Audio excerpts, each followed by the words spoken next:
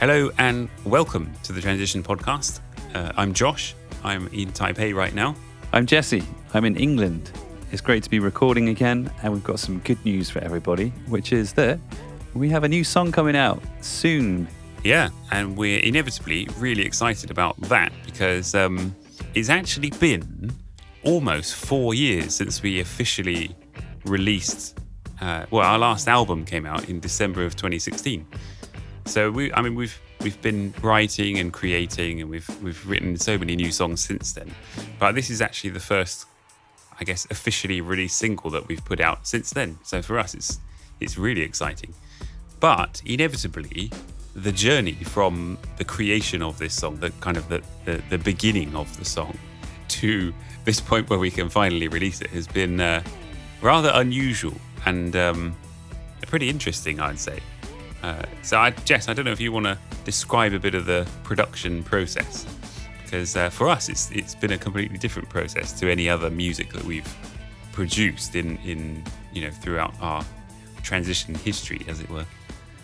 Yeah, well, this song started off as an initial idea in England when we were all in the same room together, just jamming, and that's a great time to come up with ideas and really have inspiration. So that inspiration of just unity and it being together was there. We started to take that session to Taiwan. We recorded in a great studio there, put down the drums, the bass, and then the other elements like strings and some of the piano sounds was back in England again.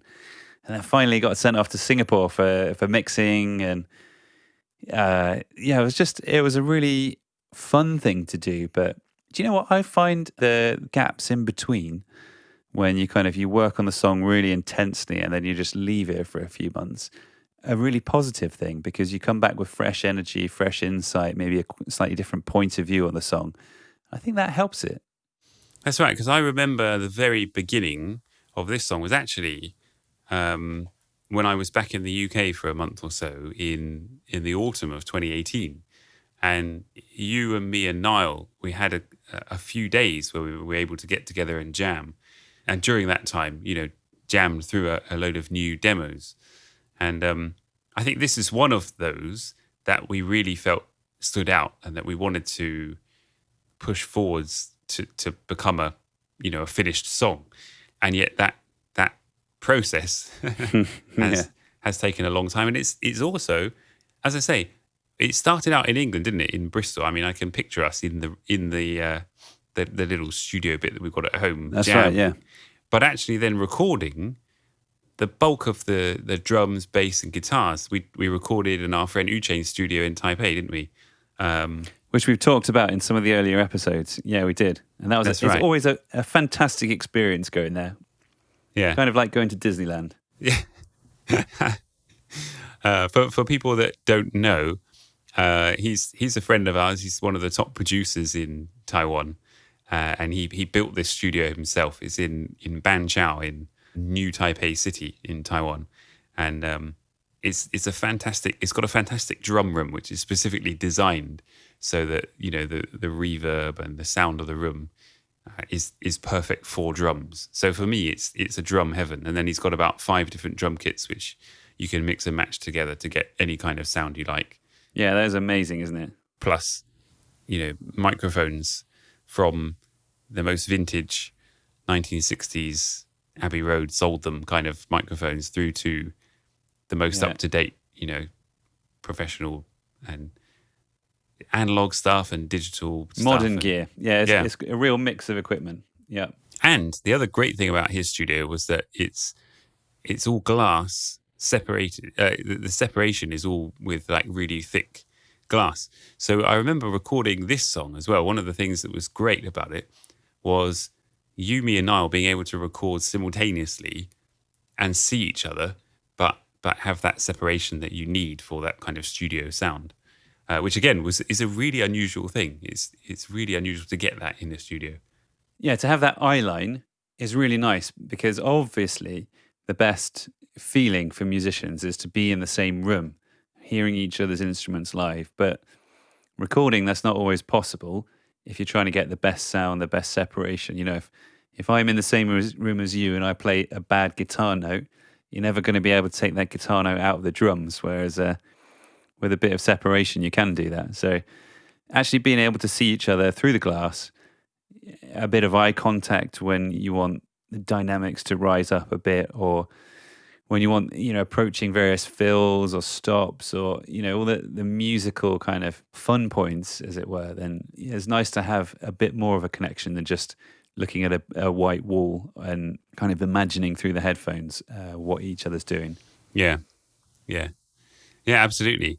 So then as a song, it began in our little room in Bristol, and then it got taken out to Taipei and recorded. Most of the music, I think, we actually recorded in Banqiao in Taipei.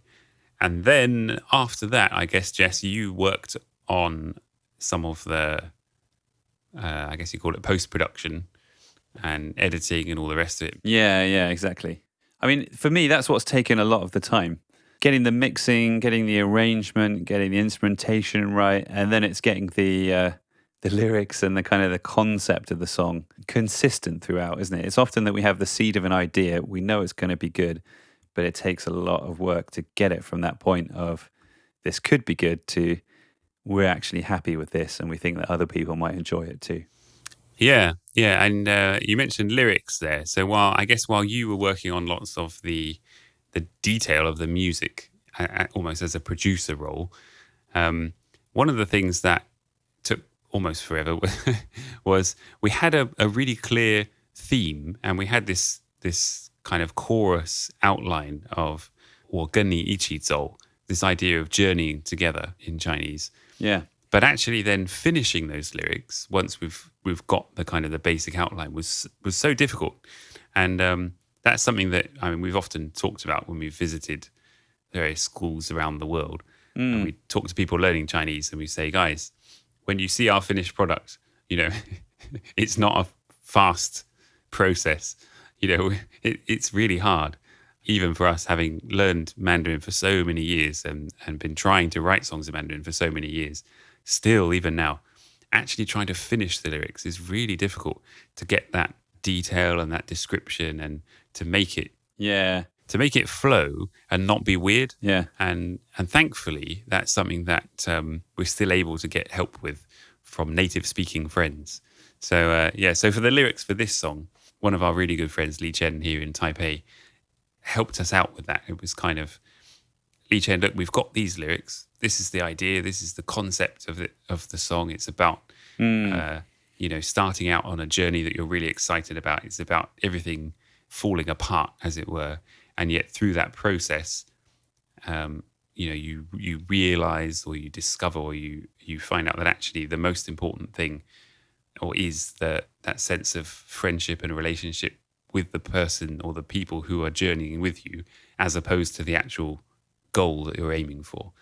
And I think that's right. And we really wanted a sense of unity in this song, and that's where the video hopefully reflects it, the lyrics hopefully reflect it, and then musically you'll sense it as well. I think we should actually have a quick listen and give a sneak peek to everyone who's listening to the podcast. So here we go. This is a little bit of 一起走.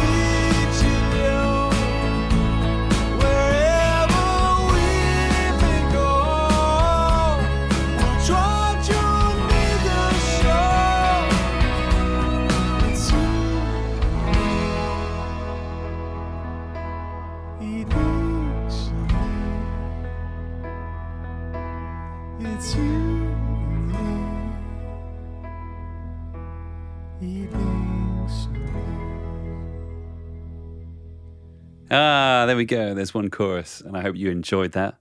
And really, like we were talking about, we hope that it does reflect that longing to have some unity, to have people understanding each other, working together, and we so need that, particularly in this time. Yeah, very much so, very much so. And I think even for us as a band, it's also a picture of our own journey. I mean, in the song, it's represented more as a love song, really. I guess in terms of the actual, the direct meaning of the lyrics. But there is a theme behind that. It's much wider than just a love song. It's actually, for us as a band, we've had so many goals and so many dreams and so many things over the years that we've longed to achieve that we still haven't. Or like what? You don't want to say too many things in case we manage to do some of them and then surprise everybody. Well, no, I mean, keep the element of surprise. One, I remember when we first moved out to Taiwan, way back, and one of the things that we said was, one of our goals, we need to play a place called Xiaojudan, it's the Taipei Arena. One of our goals is to play a sold-out show in Taipei Arena, which is it's like a 12,000 seat arena, and it's that would be great, wouldn't it? We would love to do that. Well, it's still a goal, it's still a dream, it's still a hope. Yeah, that's true, and it's still a possibility.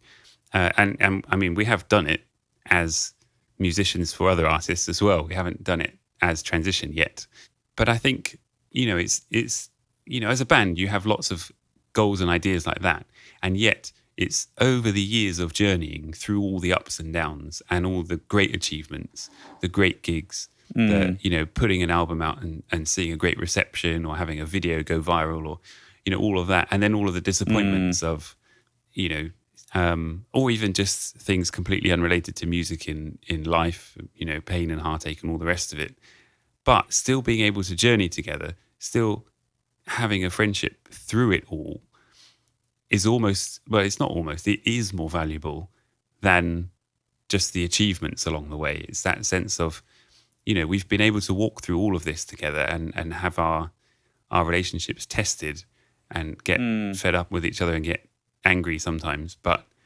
to still be able to journey together through that and after that, I think is what this song is trying to say, is actually more important than whether you've achieved the thing you set out to in the beginning or not. Yeah, that's right. So there we are, getting a bit deep into the meaning behind the song. But so we've talked a little bit about the audio side of it. Actually, one thing that was really nice and quite a surprise towards the end of our production was linking up with a company in Singapore called Gecko. And talk a bit about that. How did that happen? Well, the Gecko Music Group, I met their founder in Taipei once because he was installing a new sound system. Yeah.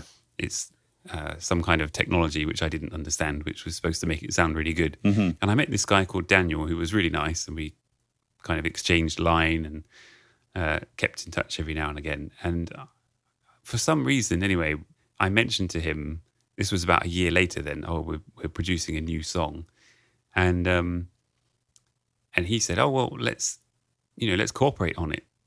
How about we give you one of our top level microphones and you can record your vocals with it, and then I'll mix the song for you with they call it a crystal technology, which is supposed to bring a much more natural and a much clearer sound. Yeah.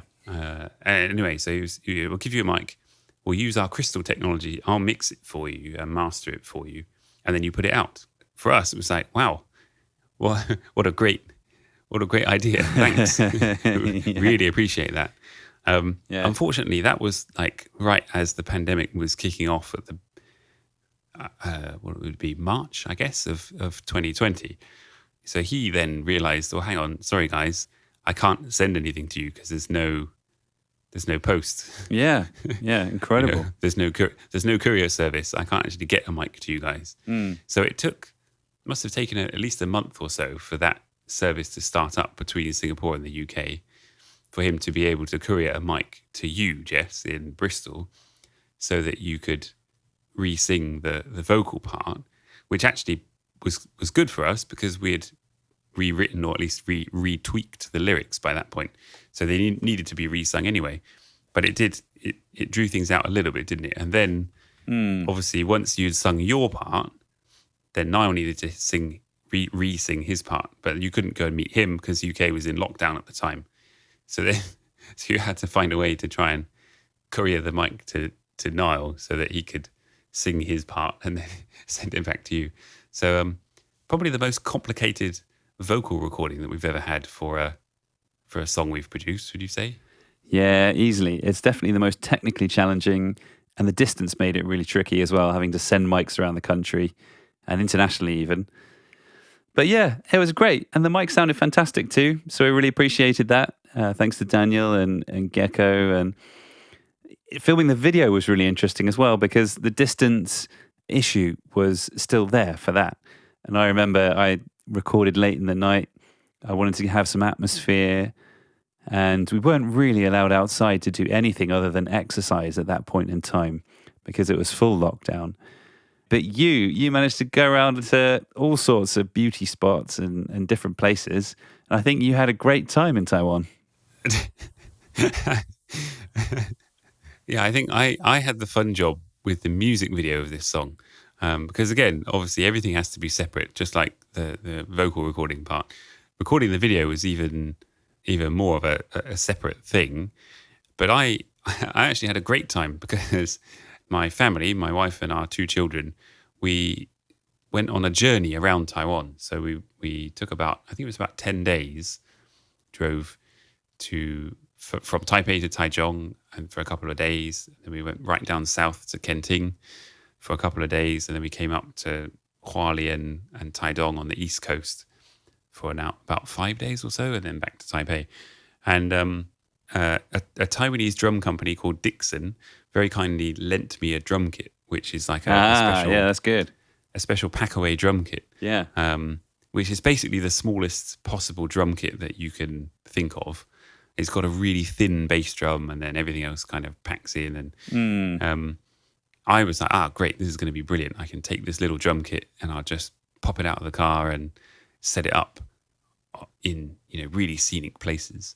I had this great idea. I was going to get loads of takes of me in really scenic parts of Taiwan, and I found the reality was actually a lot harder than that. So the reality, I think I'll post a few clips on YouTube of things like my son running up and grabbing the GoPro when I'm recording.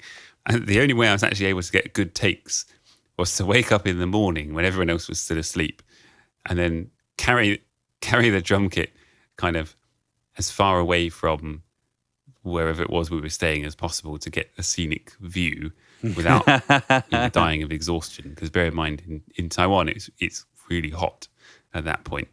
But it worked pretty well. So I managed to have, I've got takes of me on the beach, which was great. I was filming on the beach, and then there was a whole crew of people who were doing like a cleanup, picking up all the rubbish on the beach. So they all came by and were cheering me on. Are you watching? And then I did another take on the East Coast, next to this, like the background is all rice fields, and the rice was just ready to be harvested. So it looked amazing, these big green stalks of rice. And I recorded a few takes there, and it was quite quiet because it was early morning, and it's in this valley, and so the drums were actually pretty loud, and some guys further down the valley heard the drums. They drove up and they found me, and they were from like the local farmers association, and they invited our whole family to go and have lunch with them later on. So that was really funny. That was a nice way to get a free lunch, was play drums really loud in the rice valley. But that was one of my favorite locations, definitely. But it was a privilege. It felt a real privilege to be able to be out, be in nature, and also be able to take the drums out and get all these different kinds of scenes, be it by the beach or in the mountains, by the rice fields, whatever. That was a lot of fun. It was a lot of fun to shoot, and I felt like it's great to be able to then combine that with you guys, who are obviously a bit more stuck in terms of lockdown, but I have that sense of, I felt like it brought a bit more of a sense of journeying together, even though in completely different situations. Yeah. then adding on to that, obviously that's the transition side of it. But something that was really exciting as well was that we opened up this video idea to students, mostly in the UK, who were studying Chinese, studying Mandarin. And we got them all to film themselves singing the chorus part of the song. So actually, when you see the video, you'll find all these different people popping up, singing along in the chorus, which was really fun. Because, it's something, we've done it before, getting lots of other people to sing together on our music. But, on past albums, that's been get everyone into the studio and have a few mics and record everyone together, which again, obviously was impossible this year. Yeah. But to still be able to collect the video and the audio of all these students from all around the UK singing our song and combine that into the video, the Ichizol video, the Journey Together video, was really nice. So we're really grateful to all of them for taking the time and the effort to learn the song, to learn the lyrics, and to film themselves singing it for us.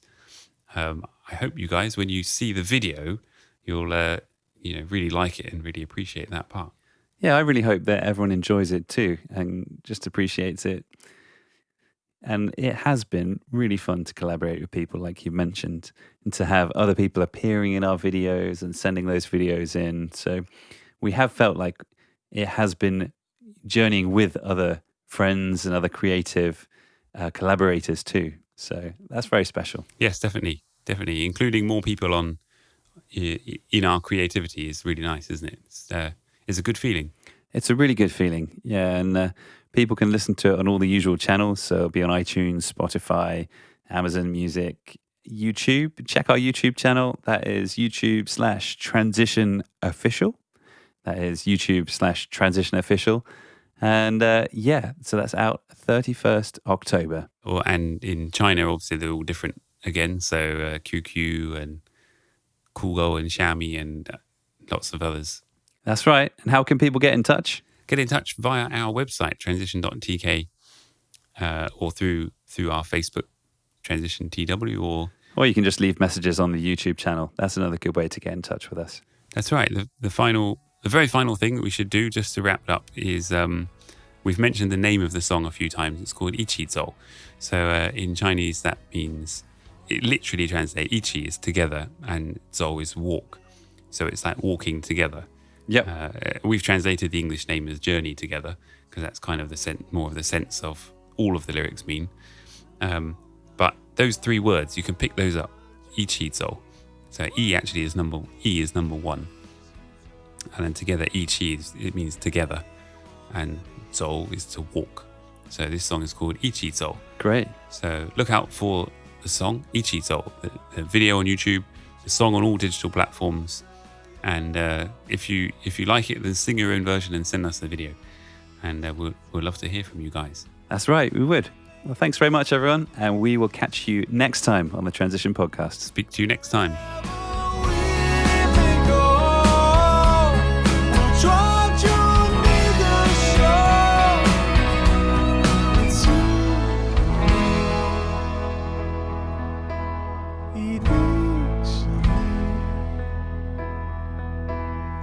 It's you and me,